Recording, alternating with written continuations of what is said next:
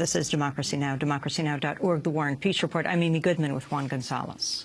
Well, to talk more about the crisis in Gaza, we go now to Boston, where we are joined by Noam Chomsky, world-renowned political dissident, linguist, author, Institute Professor Emeritus at Massachusetts Institute of Technology, where he's taught for more than 50 years. He has written extensively about the Israel-Palestine conflict for decades. 40 years ago this month, Noam Chomsky published Peace in the Middle East, Reflections on Justice and Nationhood. His 1983 book, The Fateful Triangle, The United States, Israel, and the Palestinians, is known as one of the definitive works on the Israel-Palestine conflict. Professor Chomsky joins us from Boston. Welcome back to Democracy Now!, Noam. Please first just comment, since we haven't spoken to you throughout the Israeli assault on Gaza, your comments on what has just taken place. It's hideous atrocity, sadistic, vicious, murderous, totally without any credible pretext. It's another one of the periodic Israeli exercises in what they delicately call mowing the lawn. That means shooting fish in the pond, to make sure that the animals stay quiet in the cage that you've constructed for them, after which you go to a period of what's called ceasefire, which means that Hamas observes the ceasefire as Israel concedes, while Israel continues to violate it. Then it's broken by an Israeli escalation, Hamas reaction, then you have a period of mowing the lawn.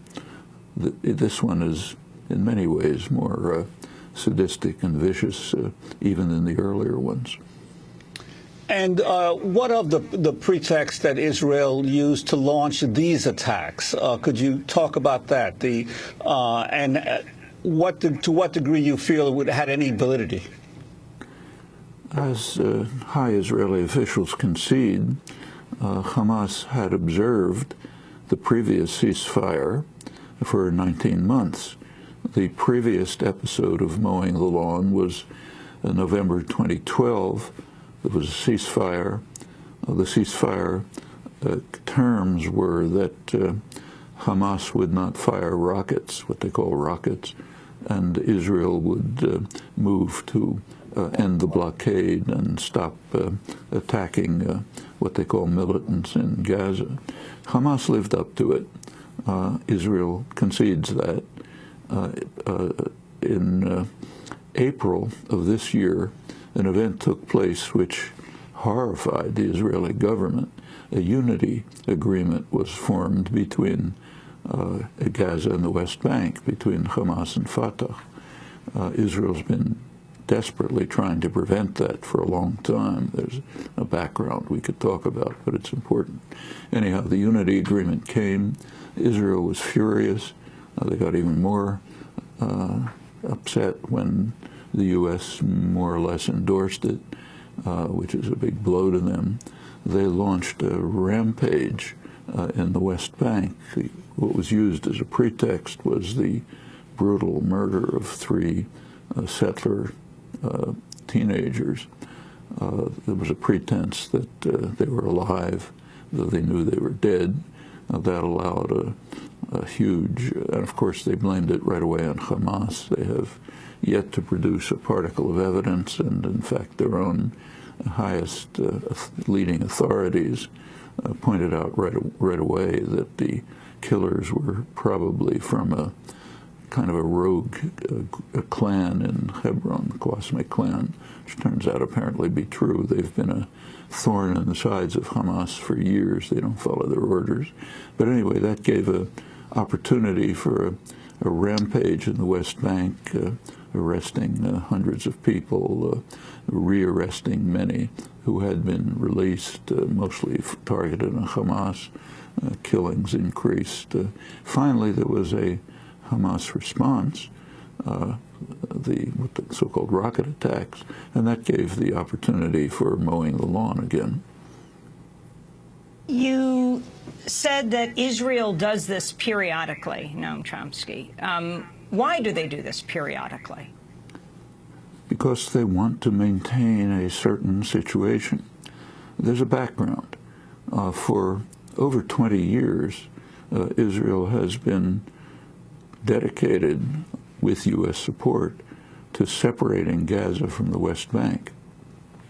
That's in direct violation of the terms of the Oslo Accord 20 years ago, which declared that the West Bank and Gaza are a single territorial entity whose integrity must be preserved.